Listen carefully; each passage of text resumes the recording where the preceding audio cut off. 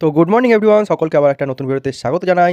আজকে হলো আমার 30 ডে ভিডিও চ্যালেঞ্জের ডে 22। আর আজকে ছিল রবিবার, তার জন্য সকাল সকাল চলে গিয়েছিলাম বাজারে। আর বাজারে গিয়ে এখানে কিছু সবজি বাজার করেছিলাম আর একটুখানি মাংস কিনেছিলাম। এরপর চলে আসি বাড়িতে। আর বাড়িতে এসে সকালে টিফিনে খেয়েছিলাম সেই মাংস ভাতটাই। আর তোমরা তো জানো আমি রবিবার করে সকালে টিফিনে মাংস ভাতটাই ভালোবাসি, কারণ ভাই আমরা হচ্ছে বাঙালি, আর রবিবার করে একটুখানি মাংস ভাত পেটে না পড়লে আমাদের হয় না।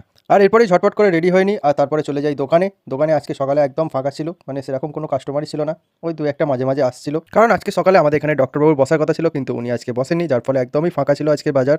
এরপরই দোকান থেকে বাড়ি আসি এবং খেয়ে দিয়ে একটুখানি রেস্ট নিয়ে বিকালে বেরিয়ে গিয়েছিলাম বন্ধুদের সাথে। আর আজকে গিয়েছিলাম আমরা বাটানগর রিভার সাইডে। আর তোমরা কারা কারা বাটানগর রিভার সাইডে যেতে পছন্দ করো অবশ্যই কমেন্ট করে জানিও। আর এরপরে আমরা চলে গিয়েছিলাম বাটানগর রিভার সাইডে গঙ্গার পাড়ে।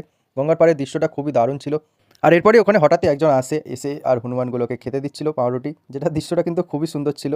মানে এখনও এরকম ধরনের মানুষ আছে, যেটা দেখে কিন্তু সত্যি খুবই ভালো লাগে। আর আমাদের সমাজে এরকম মানুষের থাকা খুবই দরকার। এরপরে আমরা চলে গিয়েছিলাম বাটার মোড়ে একটা দোকানে, কারণ আমাদের খুব জোর খিদে পেয়ে গিয়েছিল। ওখানে গিয়ে আমরা অর্ডার দিয়েছিলাম উইংস আর তার সাথে একটুখানি পকোড়া। আর পকোড়াটা এত পরিমাণে গরম ছিল যে আমি মুখে দেওয়ার পর আমার পুরো গাল জিভ সব পুড়ে গিয়েছিল।